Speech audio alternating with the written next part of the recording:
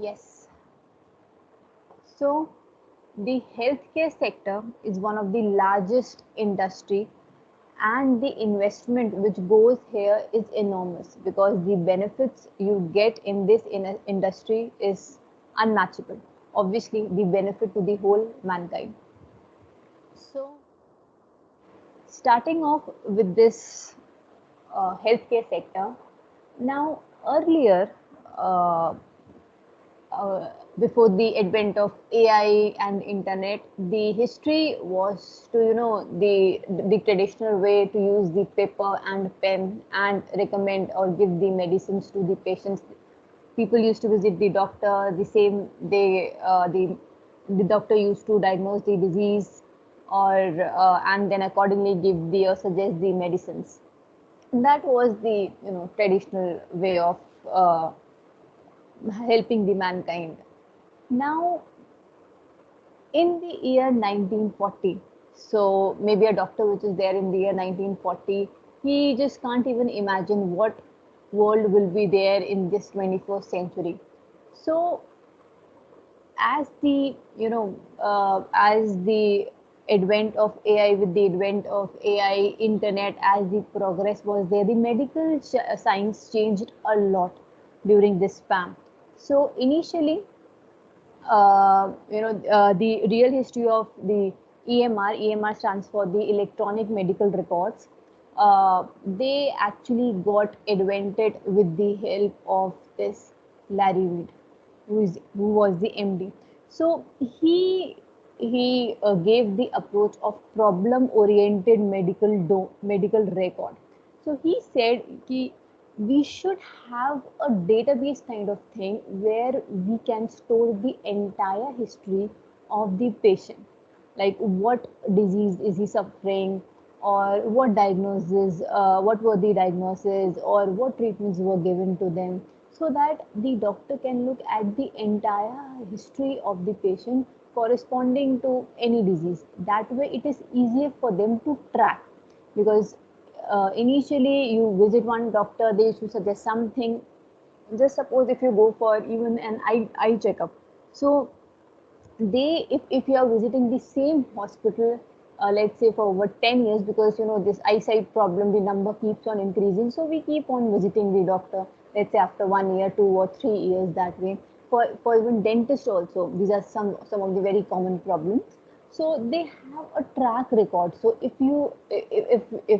I mean, the patient has been visiting for past 10 years, so they will definitely have the 10-year record of that patient. What was his number, where he started, where that person is now, and everything.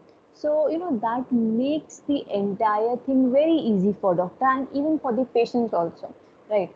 So, this idea was proposed by Larry Reed, and because of his idea, in the year of 1972, the idea of electronic medical record system got invented.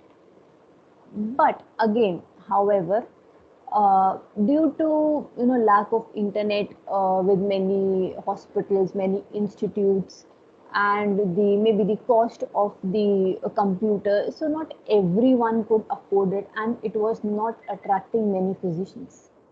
Now, when it started attracting, so in the year 1990, when the establishment of internet here in this era, the EMRs got very popular with the advent of internet. So the health information was kept online, and it was easier than ever to access that information. And by the year 1991, the Institute of Medicine recommended that by year 2000, every physician should be using computers to improve the patient care. So that by the year of 2000, we could have an entire computerized online system to store the records.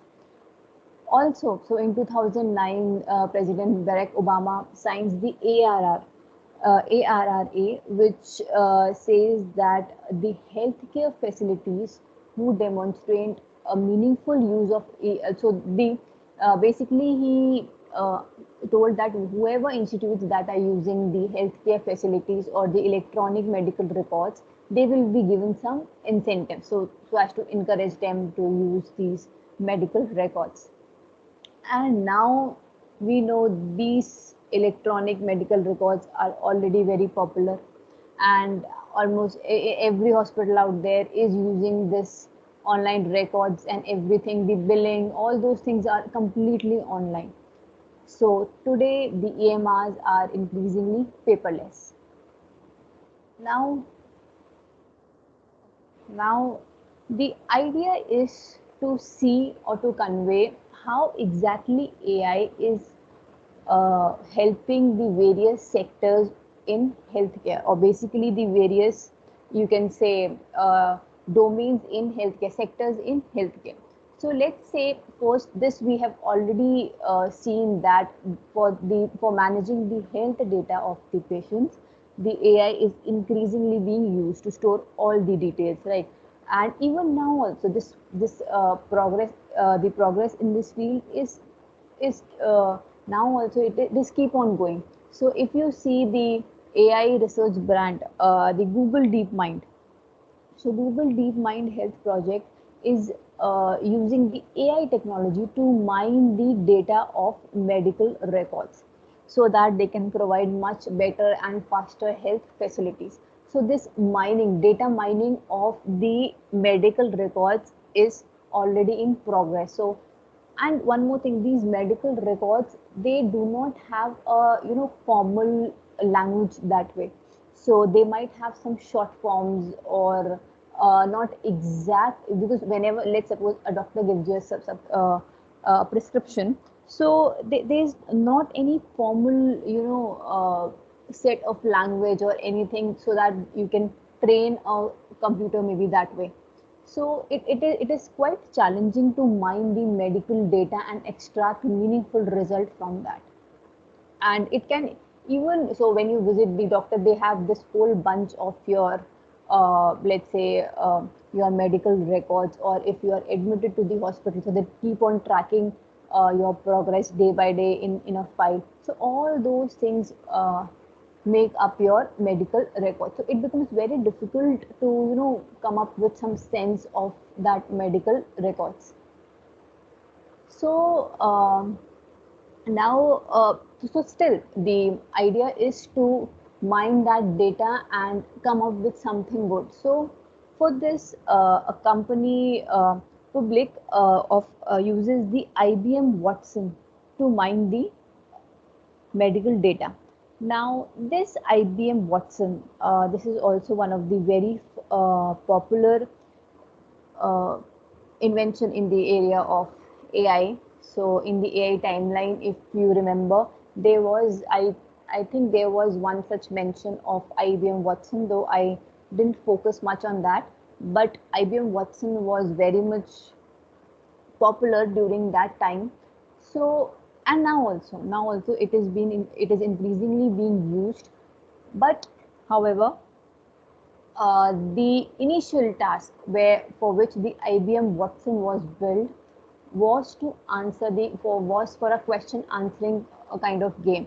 So Jeopardy was the game where for which it was being used. So it's a questionnaire, question answer kind of thing, a quiz kind of a game show, very famous game show. So again, so this IBM Watson defeated the world champion at that time in this game and won certain cash amount. So after the success of IBM Watson in this particular game, the IBM was, very much optimistic of its progress in different fields like in the field of, let's say, finance, healthcare, and all those things. So finance, law, academy. So IBM was very much hopeful that it can be used in different sectors also. However, the scientists were they were having little apprehensions, because they were not sure whether you can use this for whether it can be used as a commercial product. So why? Because it was initially being used on the, let's say, domain of question answering or quiz kind of thing. So you can't just generalize it to every sector out there, right? It becomes difficult. So it might, so some of them said that, it might even fail the second grade reading comprehension test that way. So you can't generalize it that the language skills can be applied in different sectors, because language in itself, extracting the meaning of the language, it is domain specific. So it depends on the different domains. In one particular domain, a word might imply something other, and in that some other domain, that particular word might convey something else that way. So this is a very common a problem in the area of language and NLP. So you can't generalize it for every sector. Now, still, you can say the companies like Amazon, Microsoft, Google, they have emerged as leaders in the area of AI. However, we have not seen IBM progressed that much as compared to these companies. So that's why that is one of the reason why uh, IBM Watson was not showing so much popularity, and that is why the IBM could not the fortunes of IBM could not be lifted with with IBM Watson. What they were thinking initially, that this IBM Watson product, that this can be something very big for our company. However, today we have many great companies in the area of AI, but IBM is not as popular as the AI giants like Google, maybe Microsoft, and all those things. And even the IBM stock prices, they came down very much. So this thing, the IBM Watson product, what they thought out to be magical, was becoming a complete challenge for them, and it was very time consuming than and far more difficult than they anticipated at that time. And also, it was yes, and even the scientists out there, the technologists, were frustrated by the complexity and the gaps in the genetic data at the cancer center. So what initially the IBM thought that they will be using IBM Watson so that it can help in the treatment of cancer. Now, cancer, as you know, is the research in cancer is being there for quite a long time, and it is still going. So you have just developed a product, and it's great that it is giving you success, but using it for uh, something which is very complex, like detecting or treating cancer is a very big thing. So you have automatically started with a very huge and challenging problem statement. So definitely the technologists there were having a very bad time, and they were very much frustrated. And then the idea was, what they thought, it turned out to be really really hard. So they thought it could be easy, but it turned out to be really really hard. So IBM Watson was not showing so much great performance in the areas where they thought it could, like cancer treatment and all, but it was showing or it was showing good enough results for certain areas, like how you can say whether an individual will have uh, adverse reaction for a specific drug. So if you say we have you give a person a specific drug, so whether the drugs will have adverse reaction on that or not. So this drug is basically the medication which is given to him. So whether this will have the adverse reaction to him or not. So for all these things, giving it was working fine. But for the complex statement, like recommending the personalized cancer treatment to the patients, it was not able to make sense for that problem area. So which was actually the main idea for IBM. So they were obviously looking for IBM Watson to come up with something great in this area. So again, this IBM Watson was discontinued for genomics and also in the area of oncology, which is the area dealing with the cancer part. And it was basically being used to suggest the treatments, maybe in the area of, let's say, I just tell you the drug, what can be the adverse drug reactions and all those things. It was being used and it is still being used. So I think there was one such mention that yes, also IBM Watson was able to identify persons, places, and sentiment of a sentence. Now all these tasks, for all these tasks, IBM Watson was doing well, and even the performance was as good as the performance of some. As the performance offered by these big companies. So for these tasks, it was working fine. But for the task, the complex task for which it was supposed to give good results, it didn't turn out to be so good. So again, so people came out with different things. They analyzed why it failed or why the promising product of IBM failed. So again, many said that the problem statement that was there in hand was too complex, and you can't start with too complex problem that way in the first go. That's why it couldn't turn out to be such a great product. So nowadays, IBM Watson is primarily being used in the tasks like accounting, some payments, some recommending the drug reactions, and even going through the medical records to see the research journals and the medical records to convey something meaningful for the users. But the core idea for cancer treatment and all that, or it could be something very big in the area of cancer, so that thing didn't happen as of now for the IBM. So this was the first part where we use the artificial intelligence to make sense of the medical records. Now, one more part is, though everything in itself is obviously interrelated, but the second part where it is also increasingly being used is to suggest or give the treatments to the customer. So personalized treatments is being given. So for example, the Microsoft research project Hanover, that is effectively being used for the cancer cases. So Microsoft, you see, has come up with something very promising for the area in the area of cancer. So it is giving the personalized treatments for the cancer time. It aims to give personalized treatment for any cancer type according to the according to obviously the symptoms or the stage of the cancer. That why it tries to recommend the uh, treatment to the customers.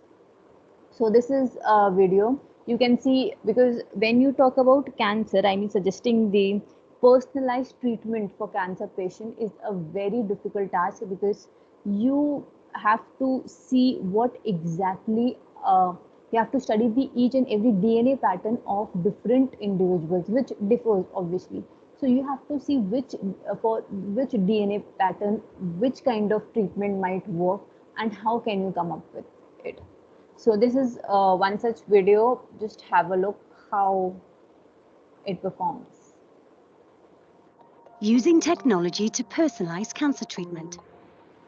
Cancer experts will sometimes tell you that every patient's cancer is a snowflake, each case unique in its own way. That's one of the many things that makes treating cancer so difficult. Oncologists need to consider the individual elements of each patient's cancer, which is to say the individual parts of their DNA, to figure out the best way to treat it. Understanding genomics enables us to get at the root cause of the cancer, but it also results in a large number of molecular subtypes that must be considered. With the most difficult cancer cases, oncologists will convene on a molecular tumour board when a group of doctors get together to discuss a case and provide their expert opinions on the best course of action. Hoi Fung Poon wants more cancer patients to have that kind of treatment. Along with colleagues, he's developed a system that uses machine learning to sort through the massive volume of cancer research to figure out most relevant academic papers and research developments that might apply to a particular case. The system could augment oncologists' work by allowing them to more quickly cull through data and create personalized cancer treatment plans that can more effectively treat each unique cancer.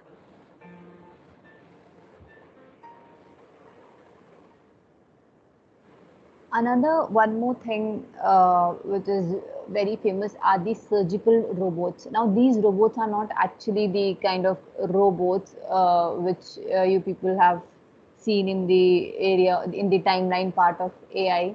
So when we talk about robot, we thought of something having, let's say, a human-like body or structure. So that is not the case. They are surgical robot, means certain machines, certain big machines that are able to intelligently work and can intelligently perform certain tasks. So there are different kind of surgical robots out there in the medical domain. So without going into too much details, so I will be just giving you one, I will be showing you one example of a programmable automatas robot. So this is also one category of robots out there. So this machine or this robot, they use a predefined treatment plan. So the treatment plan or whatever the purpose of that robot is, that is automatically being feeded to it, or that is automatically being given to that, and based on that it is trained so that it could identify the different positions or orientation inside the body of the human. Let's say if in the video which I'll show you, it is able to, it has to recognize and focus on the position where there is tumor inside the brain. So inside the brain of a human, so it has to identify where exactly is the tumor and then it has to destroy it. So you see how much accuracy and precision is required in this particular case, and so many, this particular case has to focus in a particular section of the, you know, input that is given to him, and that should be exactly correct. So you see this video, you will then you know, you can then get an idea of what exactly I am talking. Just have a look. So this is an example. CyberKnife is an example of a surgical robot. So this you can see.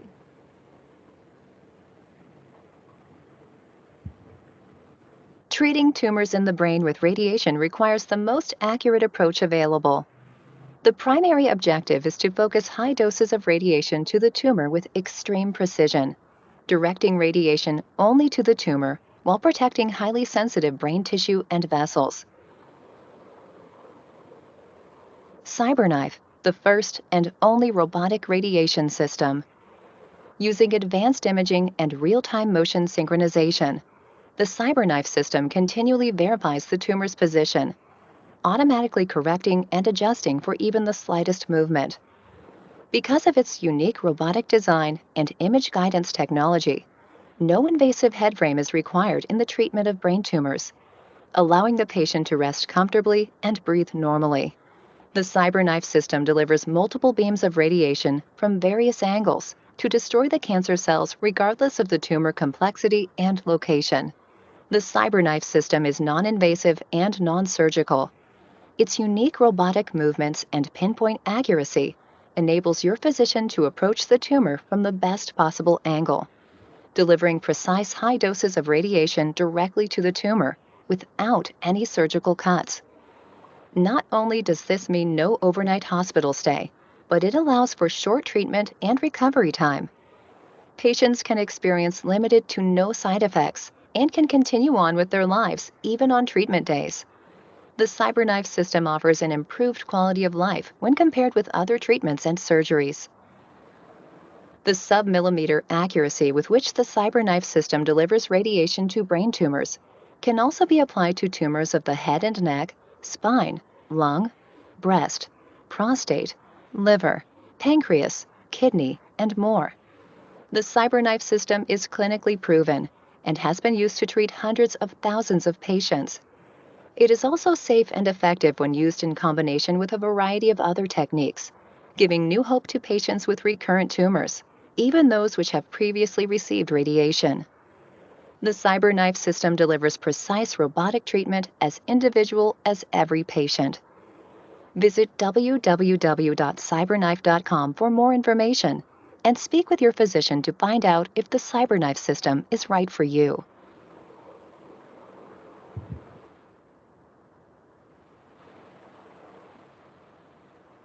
So coming up to the third and very interesting application where AI is being used in the health sector is the drug creation and its trials. So uh, the area of AI that can also help in, you can say, suggesting that which drug is having, or which drug is more is giving more effectiveness and as compared to any other drug out there. So what happens is, let's say if there is any new drug in the market, any new medication that is there in the market, so it becomes very difficult. So coming up with any new thing, any new vaccination, that way even this, so you people might have might very well relate to. So it's not easy, the continuous efforts of doctors are there, then testing happens and all these things, the trials are there, the clinical trials, which takes lots and lots of time. And also after that, some people might come up with certain symptoms, maybe they were not able to recognize them during the trials, or any such thing, because we have how everybody reacts, you can't actually predict that way. So, if we have something like, how if AI can somehow help the physicians or the doctors out there to tell that, this particular medication, till now also it is giving these side effects to the user, even after, you can say, 6 to 7 years, it is giving these, some users have experienced these side effects for this. So they can then again, start their research and can come up with something different. So how? So for example, this company Atomwise in the year 2015 launched a virtual search for safe existing medicines that could be redesigned to treat the Ebola virus. So they found two drugs predicted by companies' AI technology, which significantly reduced the virus ineffectivity. So this particular thing might have taken months and years, but with the help of AI, so it is not like that whatever the AI is suggesting or predicting is actually correct. But if it is giving you a good enough, idea, or suggesting, let's say for this virus, you can definitely go and look for these 5 medicines. So obviously the focus of the doctors will be on those 5 medicines effectively, and out of, let's say, so many medications out there, they have a very small subset to focus on, and definitely they can come up with something good in a less amount of time. So that's how we want the AI to at least give a supporting hand to the doctors, so that they know where to start with, they don't start from the scratch. So that's the basic idea out there. So this is one of the example of the area sentiment analysis. So how now, if I think many of you might be already aware of this area, this is very famous. So sentiment analysis is the area in which you extract or you fetch the sentiments from a piece of text. So whatever text is given to you, you try to extract sentiment for that. Sentiments means whether this text is conveying a positive sense or a negative sense, maybe a neutral sense. So nowadays, not only from a sentence, we also try to extract sentiments from visual data. So from visual data means from, let's say I have a picture with me, or let's say I have a moving video. So video is also nothing but the collection of frames, the collection of images. So this area where the sentiments are being used to extract the visual information is known as the visual sentiment analysis. But if you talk about the only words such as sentiment analysis, so we usually talk about the text-based sentiment analysis. So the text-based sentiment analysis basically helps in extracting the sentiments from the text. So how people are using this? So this is also one of the application of AI only, sentiments. So you use many deep learning or machine learning algorithms to extract the different sentiments, because you know there are irony also in the sentence. And what if the sentence like I let's say this book is not good, so things like that. So if say you know the classifier, they just go to each word to calculate their polarity, whether the polarity is positive or negative. So let's say if the classifier says it's good means something positive, so maybe the sentence is a positive statement, but it is preceded by the word not. So in this case, what should be the polarity of the sentence? So that's why it's a very challenging task and not so easy.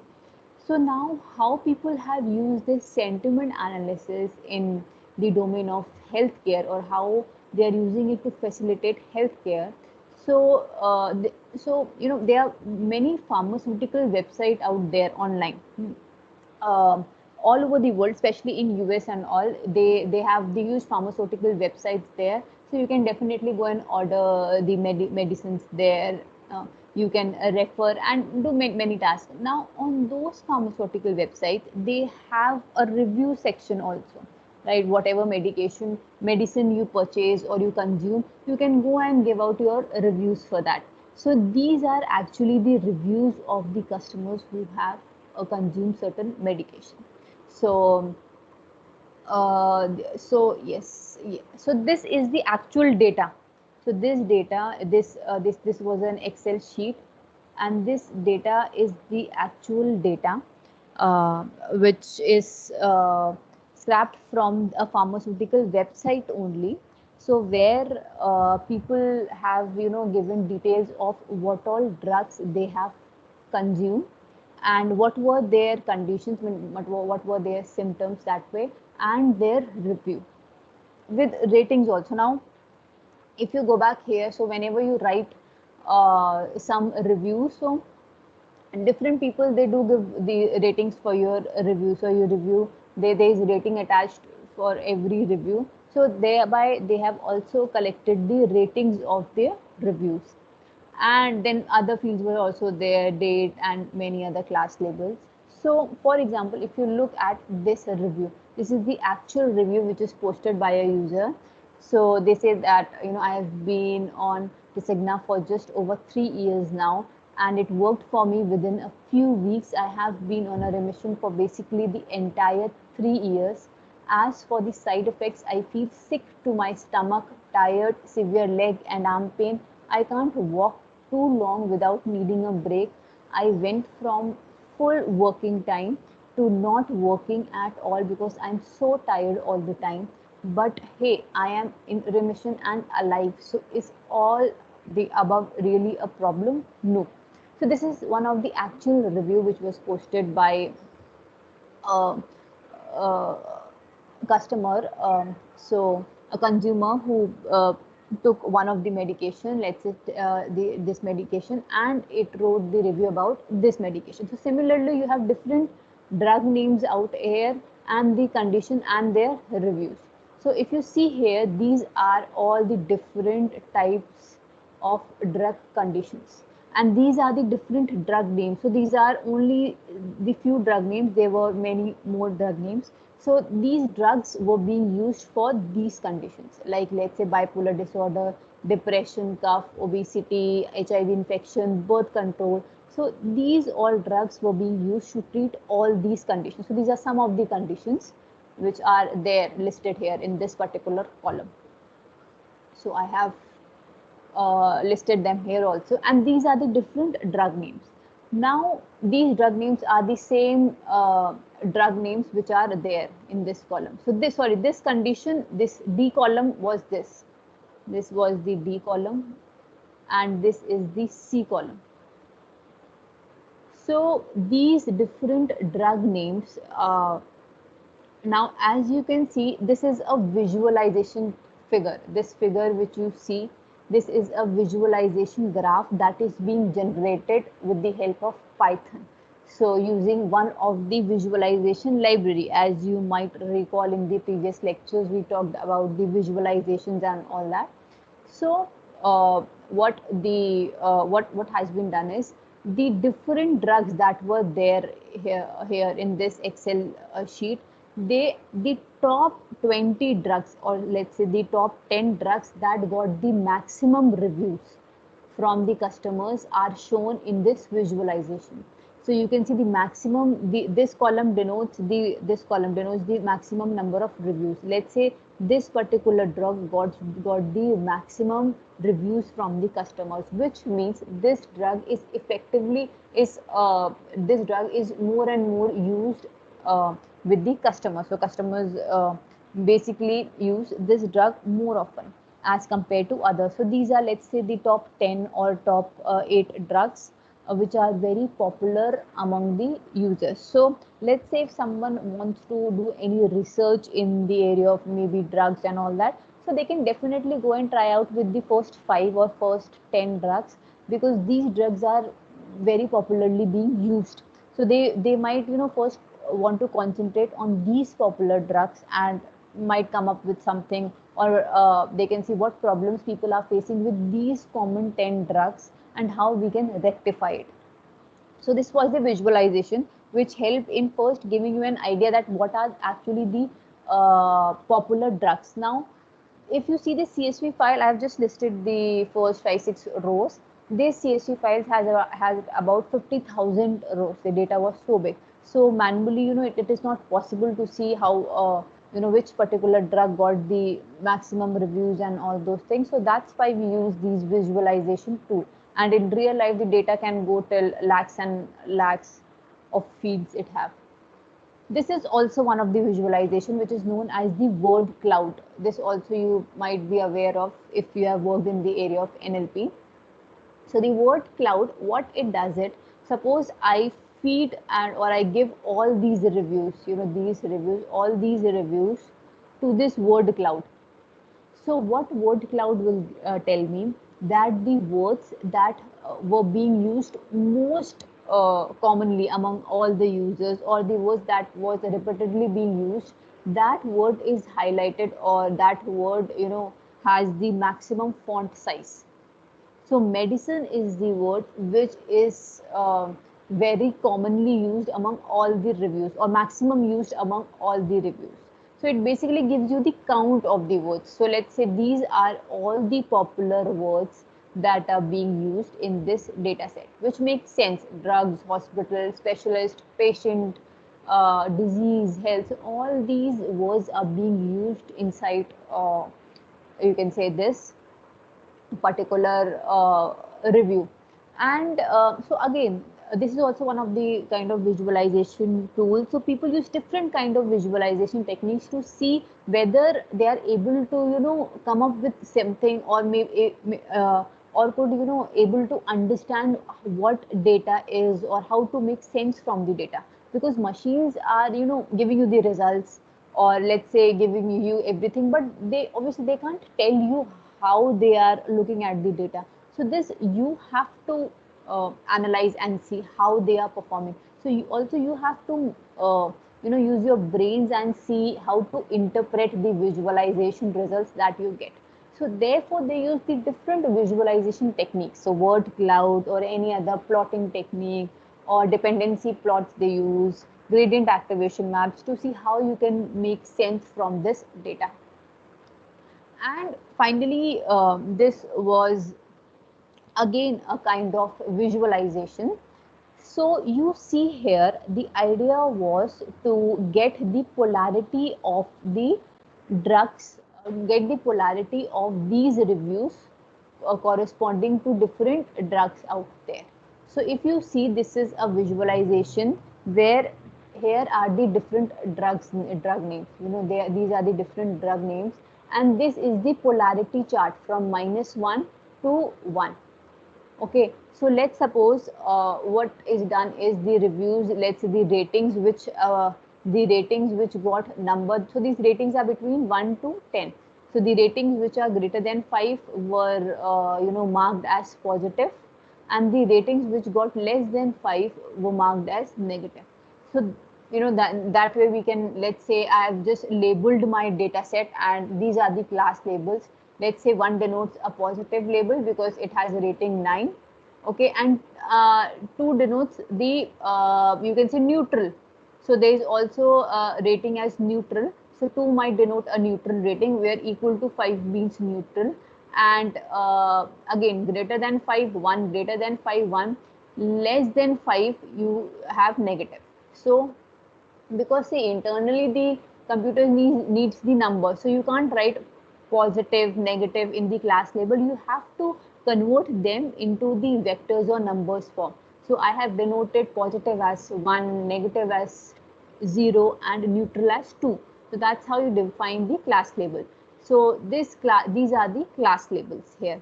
And let's say if I denote, I can write this 1 means positive, -1 means negative, and 0 denotes neutral. So this is also one such way which is being used here. So the polarity is between -1 and 1, because this makes more sense if you visualize this.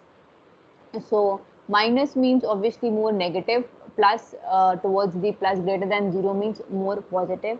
So if you see here, so let's say you are visualizing the polarity of top 10 popular drugs there. So if you see here from the observations, what we got that let's say this drug, phentermine. This phentermine is used, received the maximum positive reviews. So where is this? Yes, there it is. So this phentermine got the maximum positive reviews. So if you look here, this part here is blank. The negative is not there. You can see this part here between 0.5 to 1. This is maximum, maybe because here the negative reviews are not there. So you can come up with one such observation that this drug received the maximum positive reviews, and this drug is effectively being used to lose weight, which means people who wants to lose weight can definitely go and check out this drug. Or you can say the physicians might recommend this drug, because people after using it have said that yes, we are getting the positive results. So you see, the work of the doctor is reduced, because after people after consuming these drugs, they are giving their feedbacks. So their feedbacks is already there. So this drug is already being tried and tested by these amounts of individuals. These gave positive results, these were the negative things. So this is definitely helping the doctor. So maybe the one who wants to lose weight can go and recommend, go and take this drug. Similarly, next drug you can say is Northiron. So this drug has shown the negative polarity. So where this is here, I think, no, this is the one. It is also referred to as this. So as Istradol. Okay, it is also referred to as this. So you see this drug here, you can see it is some, maybe some positive polarity is not so much. The negative polarity is very much here. You can see. So you can say this has majorly shown negative people, a negative polarity. Now why? Because people are if people are experiencing many side effects like headache, nausea after consuming it. So what you can do is you can also select all the reviews out there which are there for this drug, and you can plot a word cloud to see which words are repeatedly being used. So maybe words like headache, nausea are being repeatedly used. So you can see people might be facing these as symptoms. This is just a very basic visualization form which I am telling you. There are obviously n different types of ways where you can try to come up with some sense of the data. So then again, this headache and nausea, people are experiencing these side effects with this disease. Similarly, any other medication and what all problems people were facing with that, you can come up and make many observations. So you see how this simple visualization technique is helping to make sense from the data. Now this is just one such example. You can obviously use n different techniques. Like I'm not able to, let's say I'm not able to figure out the difference between these two drugs, what they want to convey. I can then go for some other visualization technique to maybe make more sense for my data. So that's how things are being done. So this was a very practical example to show you how the area of AI is actually impacting the medical domain. So this was the actual data set, the actual reviews of the person, which are the data has been scrapped from the pharmaceutical websites and being used for the analysis part. So these are the references you can go and check out. So any other any question or anything? Let me stop the recording.